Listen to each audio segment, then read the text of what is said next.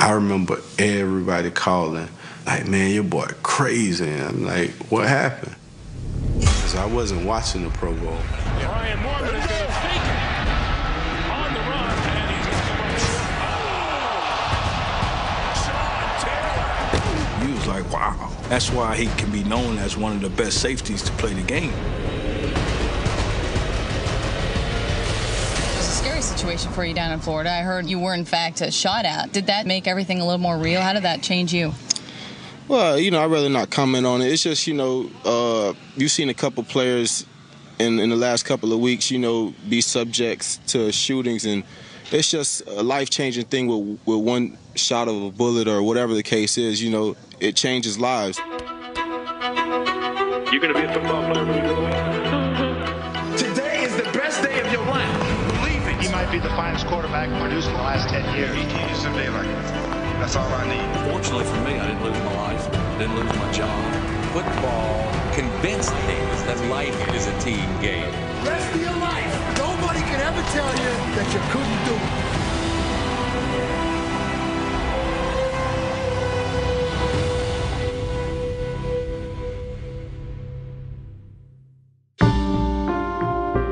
For a man who has had thousands of photographs capture his life, Sean Taylor lacks a clear image.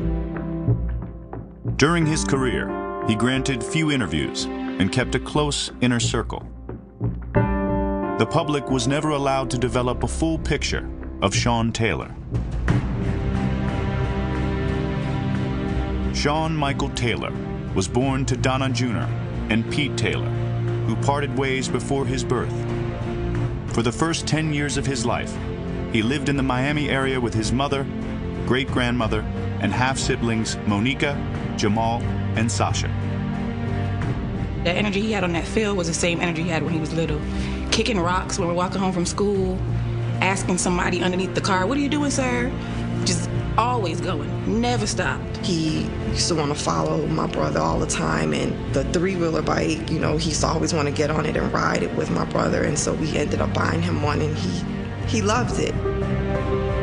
That relationship he had with my mother can't compare with anyone else. I think he was more so a protector, and that started from being younger. He felt like he was the man of the house all the time. I mean, his father would always come by, see him, Christmas, bring presents. He always was in his life. But that bond that he had with my mother, I think when he had to go stay with his dad, that really hurt him because he would be away from her. When Taylor was 10, his mother battled an illness. He and his siblings were broken apart, sent to live with their respective fathers. He kind of went into a shell. He was very quiet, and not really that happy-go-lucky child that he was. It just kind of changed him a little. I didn't really know how long he'd be with me. I thought it was going to be a short time. I try to re-emphasize that I'm not the person that's going to try to keep you away from your mom and your brothers and sisters.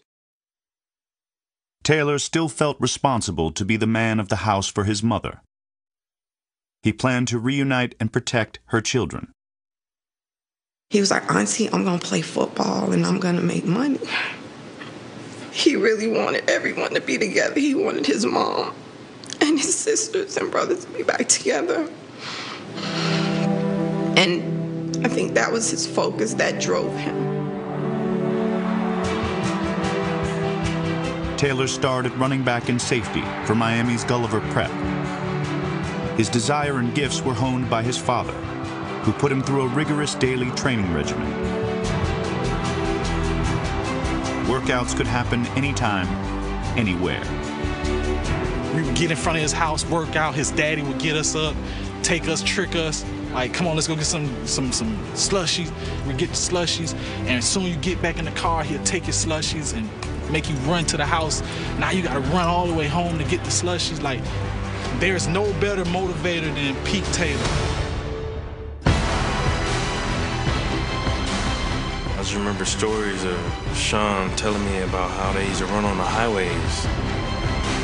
I'm like, what do you mean? Like, with cars going by? He was like, yeah, man, just out there running in nighttime, morning time, before school, after school, like, just running.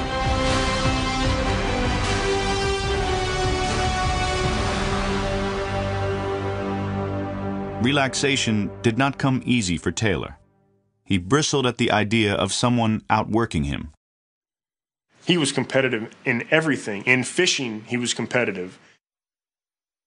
In the state championship game, the running back on the opposing team was Mr. Football for 2A, for our classification.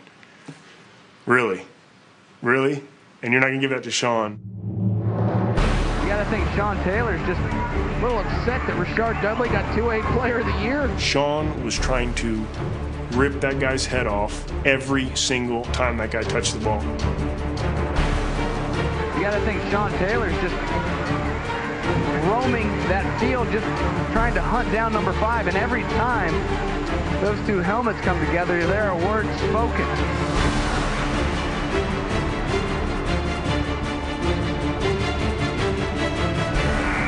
Sean Taylor nails Rashard Dudley. Sean Taylor makes him pay. Taylor made 3 trips to the end zone to Dudley's 1 and set a state record with his 44th touchdown of the season. Ortega, he's in trouble. I couldn't get the ball off. I had gotten flushed, and I had to get turned around before I finally saw him. He was wide open. Ortega throwing to the end zone. And Sean Taylor hauls it in. The film of it is hysterical because, I mean, he is throwing an all-out tantrum. I'm open! I'm open! Throw at me! Taylor ended his high school career a state champion, one step closer to his dream of using football stardom to reunite his mother's side of the family. When we return, he always wanted to have kids. When we started dating in college, if it was up to him, it was like we would have had like an army, you know, at 19 years old, which wasn't going to fly by my father, but...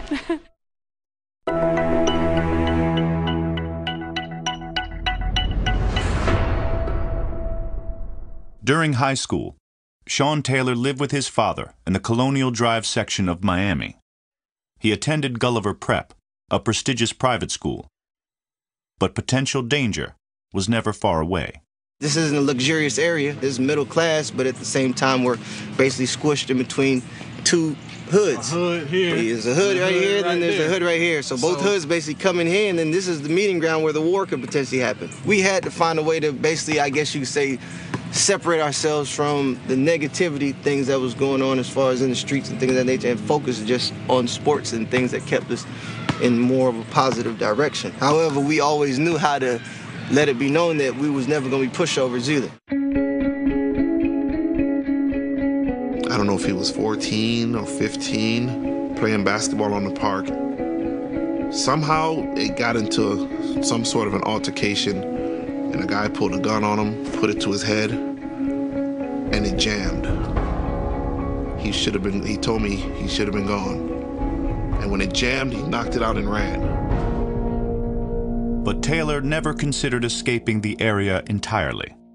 Miami was his home. It would also be his college, and the position he would play for the Hurricanes was of great interest to junior running back Clinton Portis. I hadn't heard of Sean Taylor, and all of a sudden they fixing the incoming recruit highlight film, and I'm like, they slid one in on him because his highlights were all running back. He jumping over people's head. I'm like, who is this? And I remember calling Coach Solinger like, who is he? And he was like, he's coming to play safety. He don't want to play running back. I'm like, what? I remember my first visit to watch them practice. We got to the gate. He said, who are you here to see? And we said, Sean Taylor. And he just called, come on in, come on in. You know, that boy gonna be on first string. He's tough.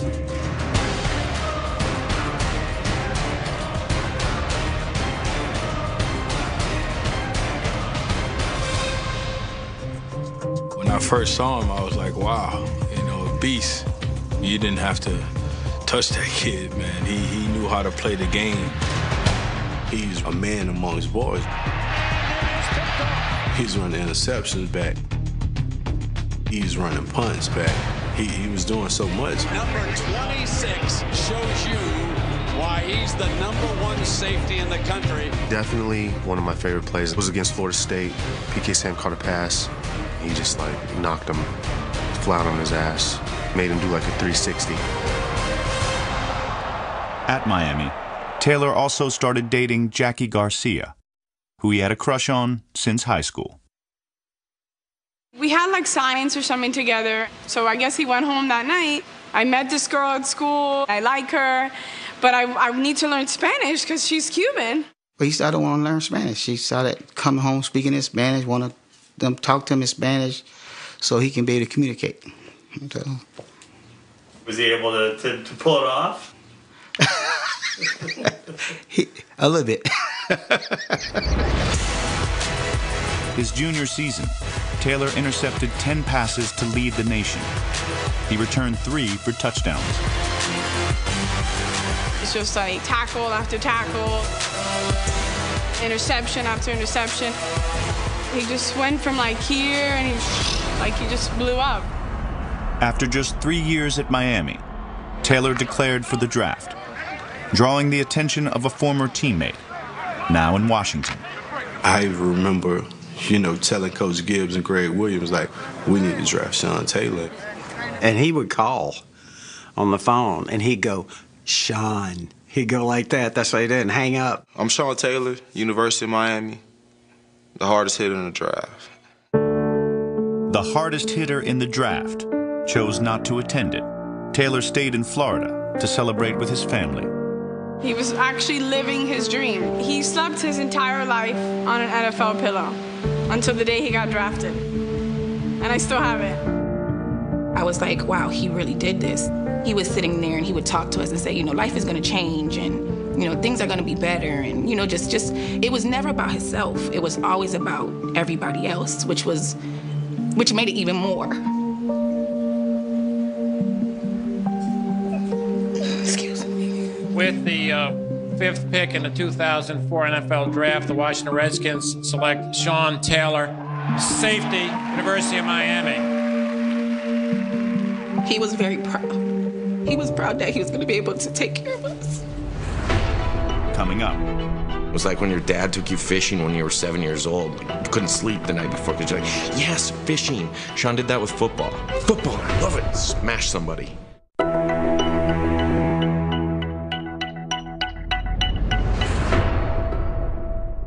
There was only 4 of us drafted in 2004 from the Redskins, Sean and I, and then 2 offensive linemen. We went to the rookie symposium together, and I remember Sean asking me in the room, what is this? I said, well, it's 3 days. They teach you how to be an NFL football player. You go through all kinds of stuff. And he said, oh, I'm not doing this. I said, what are you talking about? He said, I'm going back to Miami. We had a player leave. You all are reminded that nobody leaves without coming through me, getting permission to leave, no matter what, unless you're in an ambulance. I'm in awe because I'm so green out of Utah State, and I'm looking at him going, you just do whatever you want to do, huh? I like that. I like that. He kind of charted his own path in life. You were going to have to earn your way with him. He wasn't going to be somebody that just came in and immediately would be friends with you or, as a coach, have a close relationship with you and be willing to do whatever you want him to do. He's his own man. Sean had great instincts of people, and that Sean did not have the ability to really turn the cheek much in his life on anything, and that he wanted you to be honest with him at all times, and one dishonest comment, one thing from body language, he was great with that too, would turn him off. Sean Taylor soured quickly on the media, thanks to a teammate's prank. I remember LeVar Arrington coming from behind and hitting him with a shaving cream pie. And what happened? Rookie! Yeah! The menthol shaving cream pie burned Taylor's eyes, as well as bridges with the local press.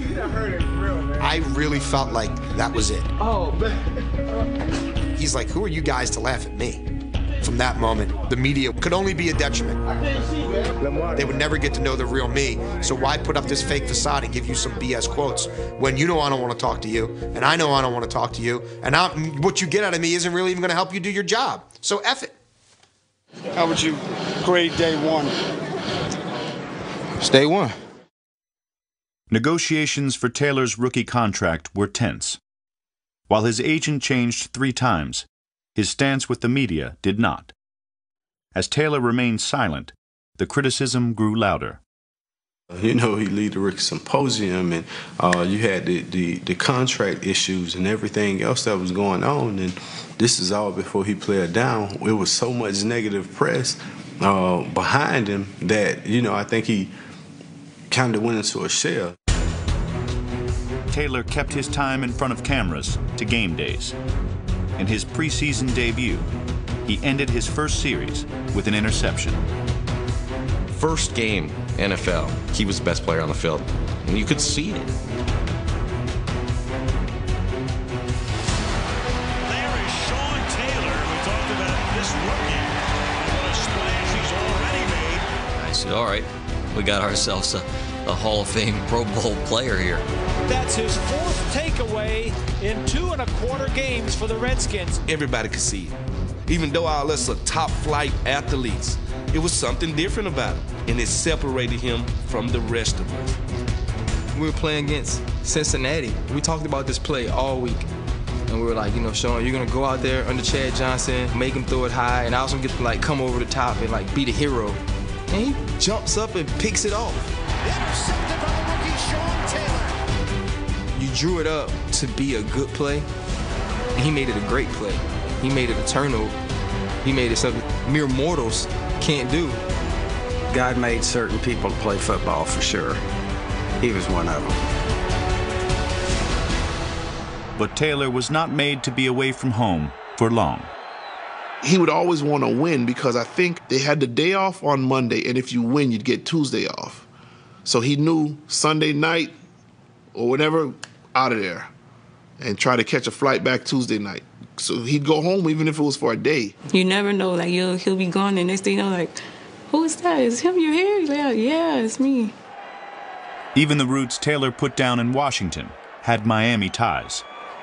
Until he found a home, he stayed with college teammate Clinton Portis, and he continued courting Hurricane soccer player Jackie Garcia. When Jackie was playing in the area, he was going to see it. One night he had even drove to Virginia Tech or something, or maybe they played Virginia, like somewhere crazy. He would come and hang out at night, but then we had like curfew and all that stuff, so you can't really hang out past a certain time. So then if I had to, I think we had to be up like at 7 or something, he would come back like at 5, because he's like, oh, well, 5, it's not really like you're breaking the rule. Like, you can just be up early, you know? It's like, so I would wake up really early and we would hang out, you know, in the lobby downstairs.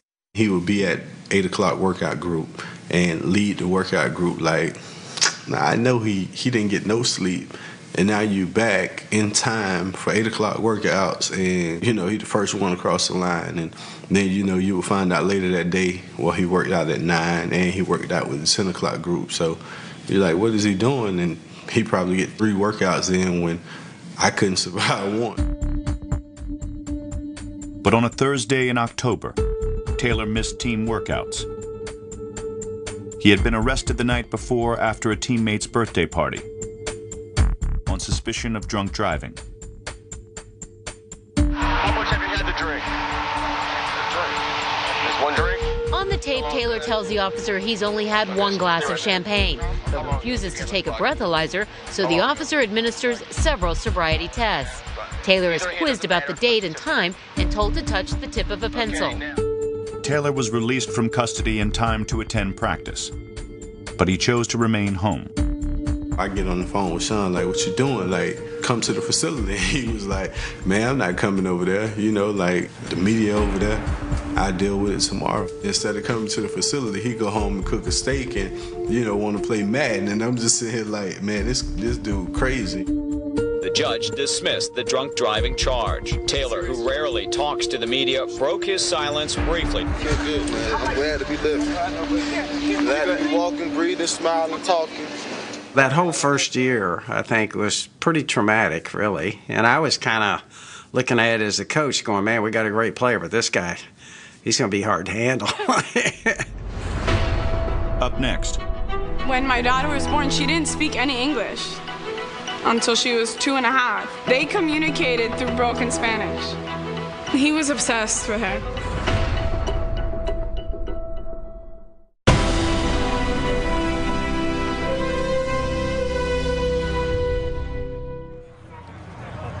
In the spring of 2005, the Redskins held voluntary workouts. Sean Taylor remained in Miami. Redskins OTAs are a big deal. And it was just like, where is he? Where is he? But I never got the sense that Greg was freaked out about it.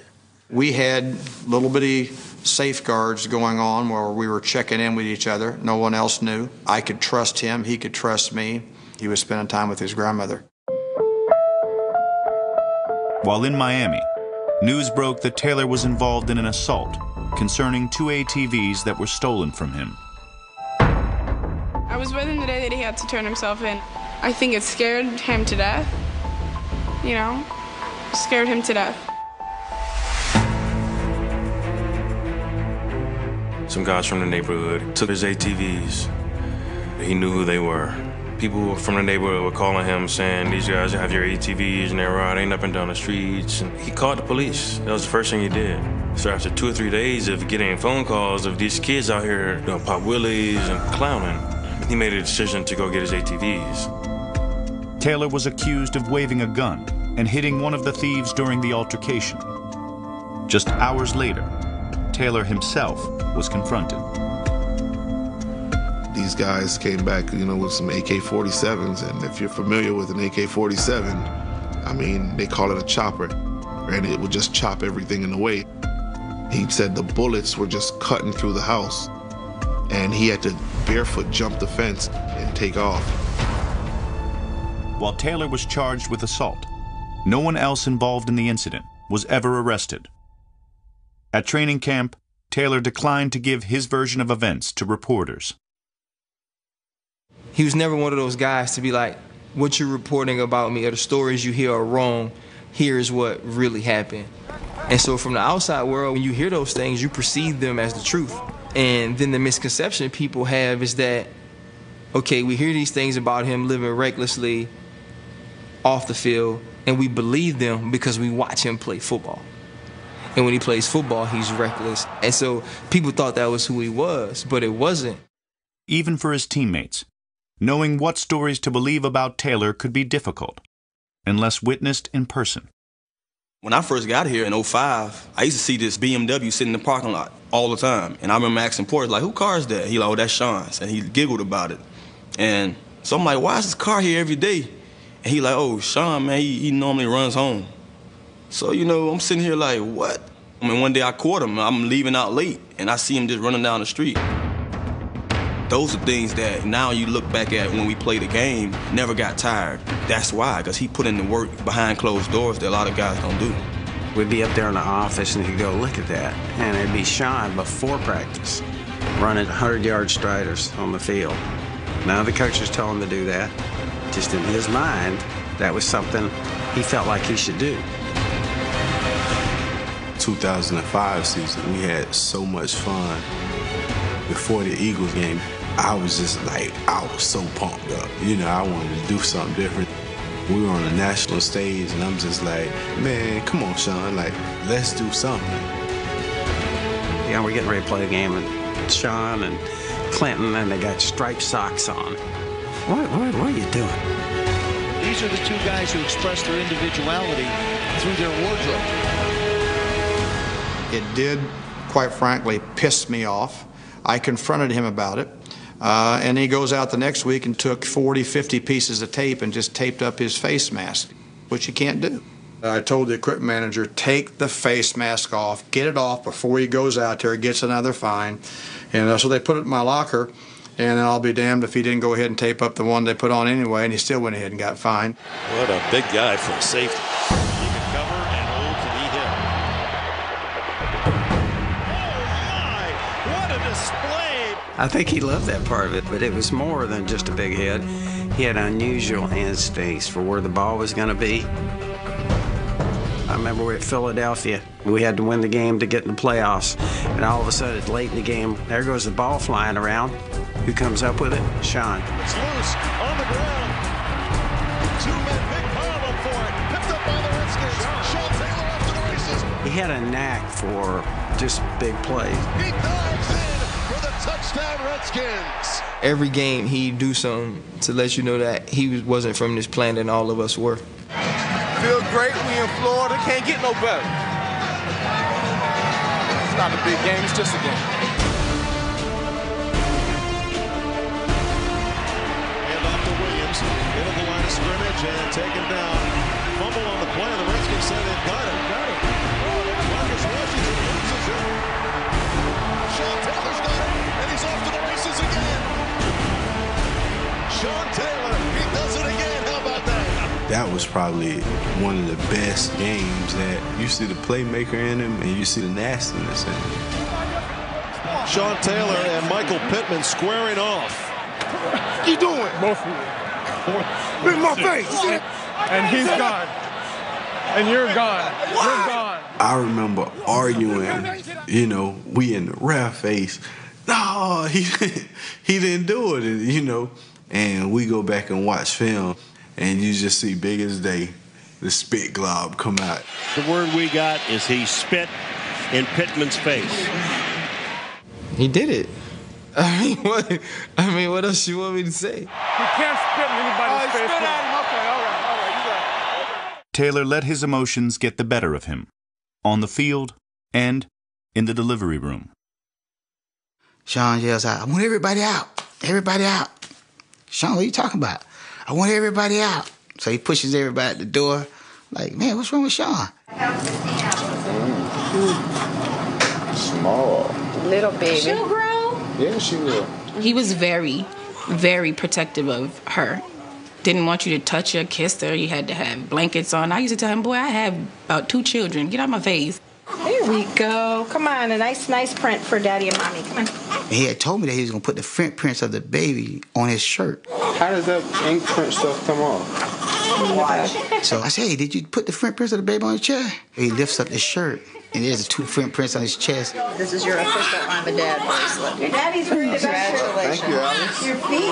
That was a proud moment because he was happy, and he was able to walk away and say, I have something to do now. I have to take care of this kid, and I have a reason to do what's right. That's what I'm talking about. Just a month after his daughter was born, Taylor agreed to a plea deal that dismissed the felony assault charges against him. He received 18 months probation. I think it's in my best interest for my family, for my friends, for me, for my team. After that, he grew up.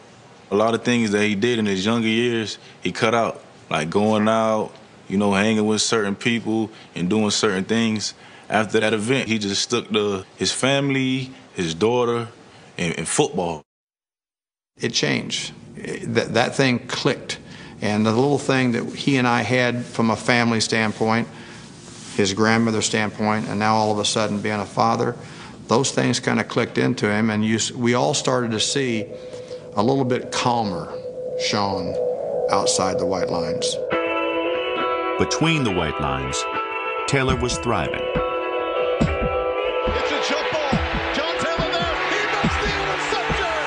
Sean Taylor, the interception. In 2006, he earned his first trip to the Pro Bowl and delivered the hit heard round the world.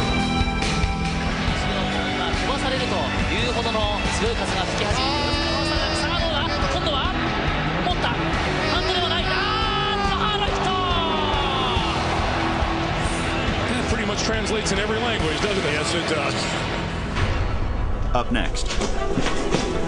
Customs number 1. You knew the real person was coming, the one that all of us knew that everybody else didn't see.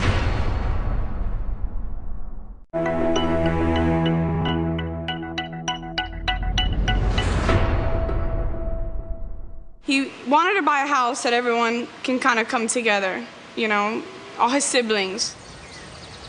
Our friend from high school was his realtor, and when he walked into the house, he stood in the kitchen. He's like, I can just picture myself and like all my family in front of me and me cooking for them. So it was like the family house. Everybody can come there and feel comfortable.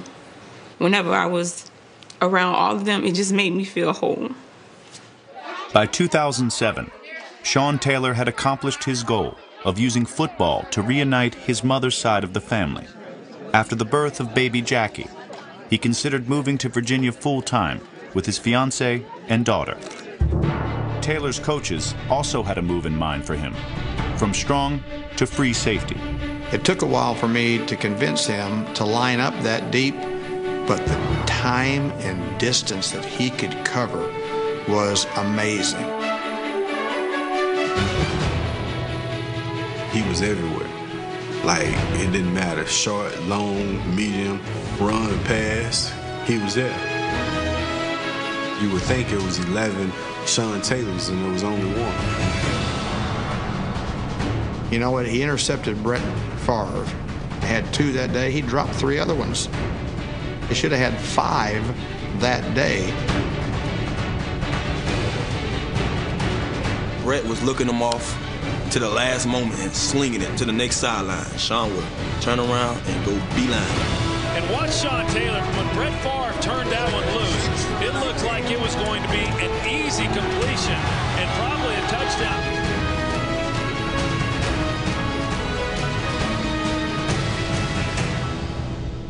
We weren't even halfway through the year. He had 5 interceptions already. But the best stretch of Taylor's career would come to an abrupt end.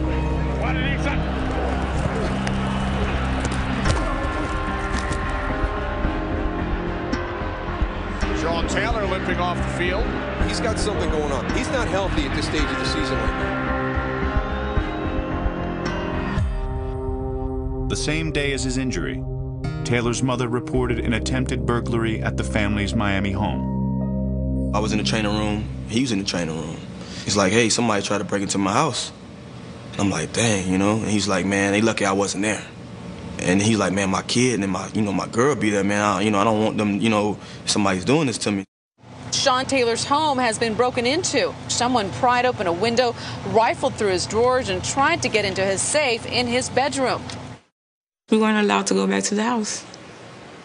I mean, if somebody breaks into your house, you don't know what happened. It's almost like your privacy's been invaded, so I think the best thing to do is not go back.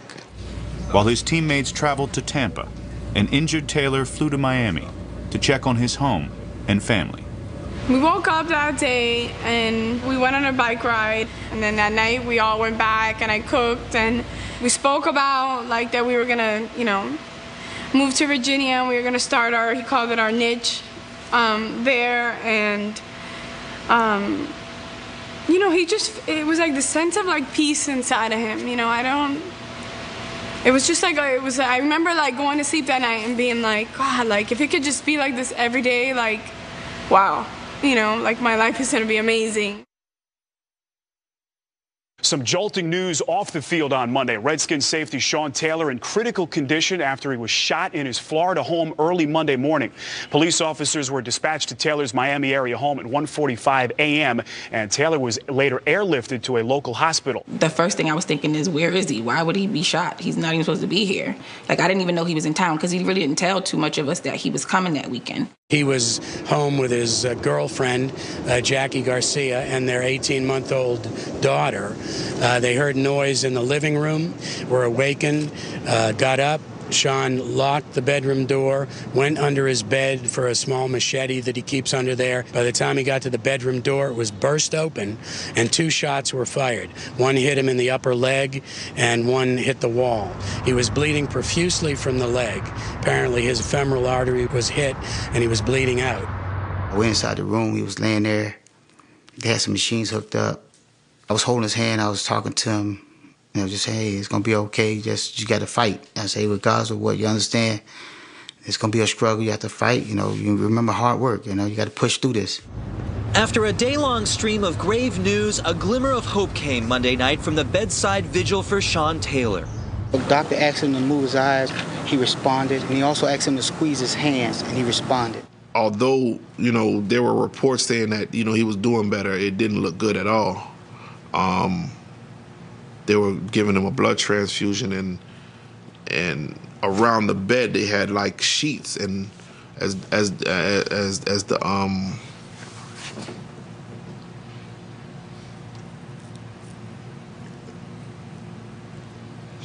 the blood, you know, they put it in, it was just coming out. I remember going back to the room, man, thinking about if we make it through the night, that everything gonna be okay. And I dozed off, and I woke up to banging on the door. It was like boom, boom, boom, boom, boom. And I remember opening my eyes, and I looked at the window. And when I looked at the window, it was still dark out. And I banged on the door, and I could hear him start crying immediately. And he opened the door. I was in tears, and it was terrible. Couldn't sleep. I was hoping that nigga's call would be, he's all right. That nigga's call.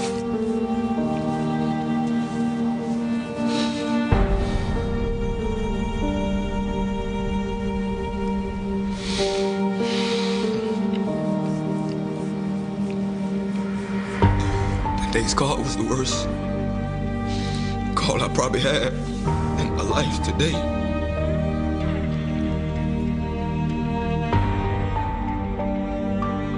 It was the doctor, Pete, and I. He said if the bullet would have went in 1/8 of an inch, up, down, left, or right, there would be no more in the flesh wound. And then he said Sean was dead when he got here. And he said that he never seen a man fight for his life as hard as he did.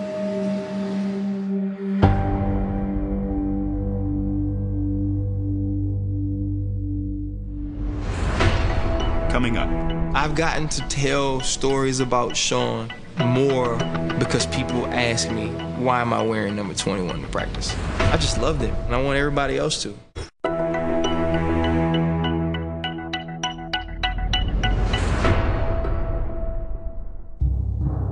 In the days after Sean Taylor's death, his team grappled with how to spend a season and a lifetime without him. I was asleep in bed. I looked up in the corner. I heard his voice. I saw him. And he said, "Coach, that play's over. Let's get on to the next one." Before we got ready to play that Sunday game, we said, hey, nobody in this room will ever be able to substitute or replace him as a player. We need to play one play for him. Washington has only 10 players on defense. Pete Dowdy is the guy who's expected to replace Sean Taylor in the lineup. He's on the sideline. Edwards on a handoff to Fred Jackson, cutting to the outside. Jackson turns the corner and hit. And now Reed Dowdy will come on. I think we gave up a 50-yard run, and it didn't matter. This was for Sean.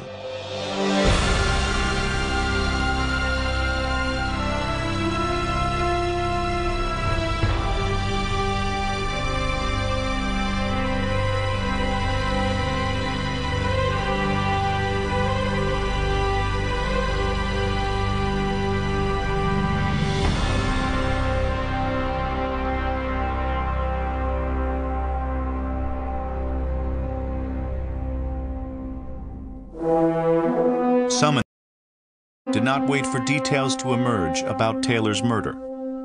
He experienced legal trouble early in his career and played violently on the field. They saw his death as an extension of the lifestyle they thought he lived. When Sean passed away, Michael Wilbon really upset me from ESPN because he kind of made it seem like if there was one player in the league that you would expect this to happen to, it would have been Sean, you know. And Sean wasn't an angel.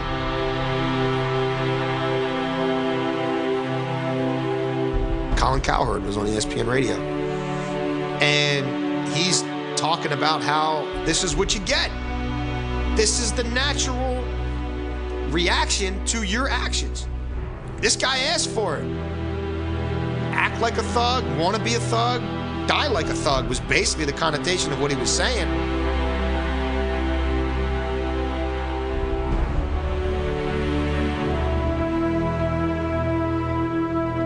Waving his gun out there when he thought somebody was stole his SUV. There is a track record here with Sean Taylor. Let's just go read it yourself. Maybe what you're saying now, there's some truth to it, but right now we don't know the facts yet. There were assumptions made about how he brought this on himself. Just weeks before, there had been a birthday party at Taylor's house for his sister, and it was her friends from Fort Myers who had come to clean the pool deck. Sean Taylor had paid one of the guys who ended up being involved in this $300. Other guys had got access to the house. They saw how generous he was with his money. He gave bags of money to his sister and brother in front of his friends. And it was that generosity that ended up inviting these scoundrels from Fort Myers to come and do what they did. I was upset. I felt a lot of things. Even to this day, it hurts really bad. It hurts. And now it's like I never trusted anybody before, but now it's like it's really hard to trust like anybody.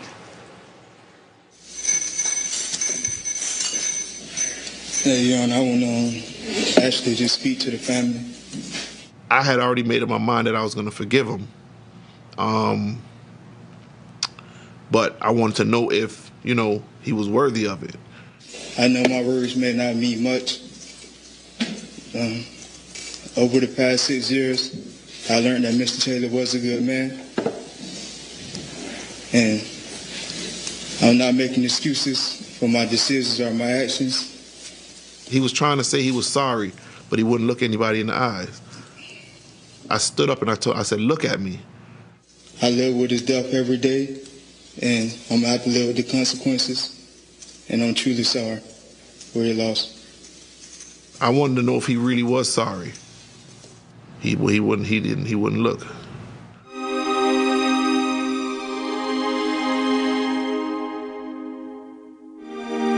What should Sean Taylor's legacy look like? In life, he never gave the outside world a full picture of the man he was. Is it even possible to capture his memory in one image? There's not a day I take that jersey off of a hanger and I don't think about it. People ask me, why am I wearing number 21 in practice? Every day I wear it, it sparks up a conversation about him. For as long as I play, that's what I care about. It's not a single day that go by that you can't come up with a memory of Sean and put you in a better mood. Sean's always with me. He's looking over my shoulder at all times to make sure everything is right. So I put that crystal monument behind me that he has my back. I'm coaching my 10-year-old grandson. I put him playing corner, and he goes, I don't want to play corner. And I went, Ty, I says, what do you want to play? And he goes, I want to play safety. I'm Sean Taylor. He goes like that. One day I was at the Dade County Youth Fair down in Miami, and this little kid walked by. Me and my friend Bo, we looked, and like, our mouths dropped. It was Sean. Who comes 10 feet behind him? Pedro. Oh yeah, that's Sean's brother. There's a greatness in every one of us. It's always good to see Gabriel looking up to someone that did the work that you can follow. To me and to like his daughter, like he was a living hero. He left himself in her. He was such an amazing person outside of his career that a lot of people didn't get to see. He would have been an amazing father.